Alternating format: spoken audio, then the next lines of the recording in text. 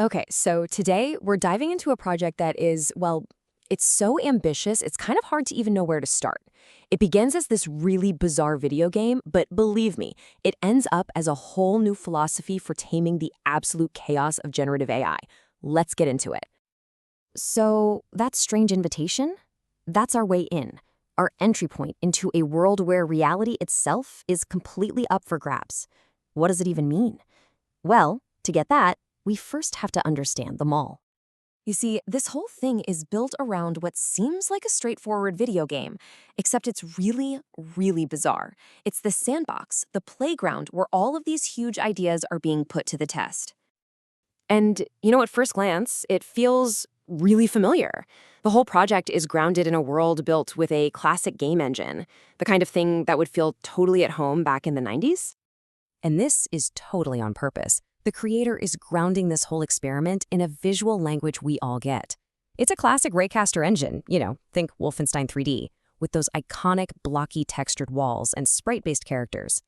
This nostalgic foundation is just the perfect setup for the chaos that's coming next. Right, because this is where things get weird. The reality of this mall is just fundamentally broken. You have 4 different decades, 1981, 1995, 2005, 2011, all existing at the same time. They literally flicker in and out of existence depending on how close you are to this invisible thing called the toddler. And there's no heads-up display. An NPC is stressed out because their tools start glowing. It's a world just built on contradiction. Okay, so a weird game. How on earth does this connect to AI? Well, it all goes back to a massive technical problem the creator ran into when he was trying to build this thing. And this is the question, the one question at the absolute heart of this whole thing. It's the fundamental challenge of creating anything with generative media. Seriously, imagine trying to direct an actor who completely forgets their character, the set, and the plot every few seconds. So, it really all boils down to this difference between what you'd call stateful and stateless media. In a normal movie or TV show, a character has a memory, right? They're consistent from one scene to the next.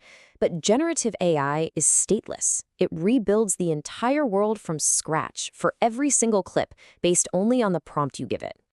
And the result? It's just chaos. Characters dissolve, as the creator calls it. Their clothes change out of nowhere, their personality just vanishes. The whole story just falls apart because the AI has zero memory of what it just made a few moments ago. But here's the big shift in thinking. What if this amnesia isn't a bug? What if it's a fundamental law of physics in a new kind of universe? This is that light bulb moment, and it's where the creator's big breakthroughs, the renderous revelations, come from.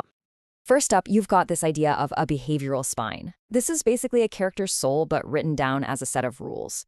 It's a portable file that defines their core personality, their motives, their limits. It tells the AI how they act, making sure that personality stays consistent even if the visuals start to drift. Then you've got the wardrobe lock. And this is so simple, but it's powerful. It's just a set of always and never rules for what a character wears. All of a sudden, that Eagles hoodie isn't just a shirt anymore. It's a technical parameter, a token of identity that the AI is forced to remember. And where does all this stuff get stored? In what's called the Save State Vault. The best way to think about it is like a digital armory for each character. It's this one folder that has their behavioral spine, their wardrobe block, and other armor packs, tools you can grab to re-equip a character when they start to dissolve. And this quote from the creator just nails the whole philosophy.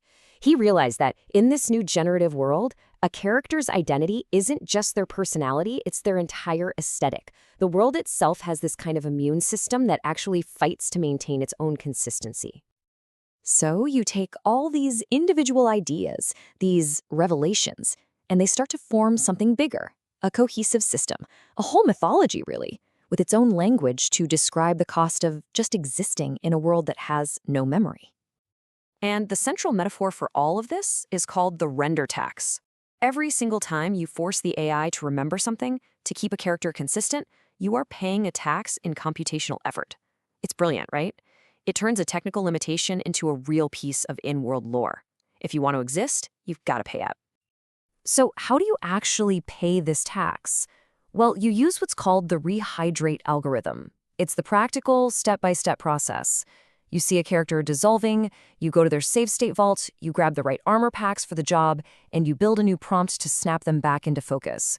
You re-render them, and boom, they're armored up against the chaos. And if you want the perfect embodiment of this whole system, look no further than this one character, the janitor.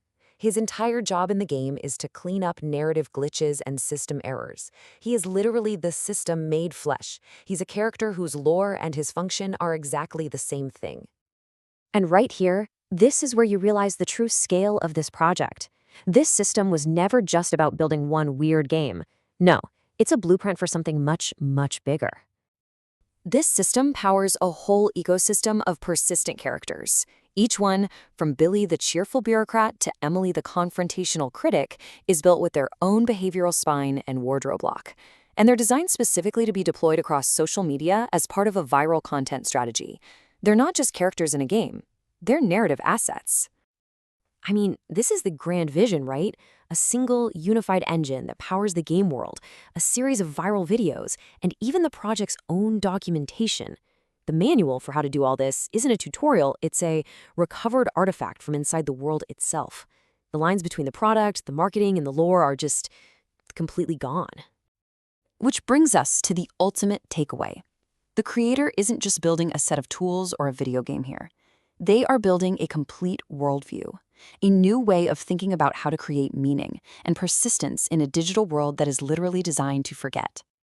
And that leaves us with a really fascinating question to chew on. We've just looked at a system that turns its own technical bugs into lore, computational cost into a render tax, and bug fixes into a character named the janitor. So what happens when our tools don't just create stories for us, but start creating entire mythologies to explain their own existence?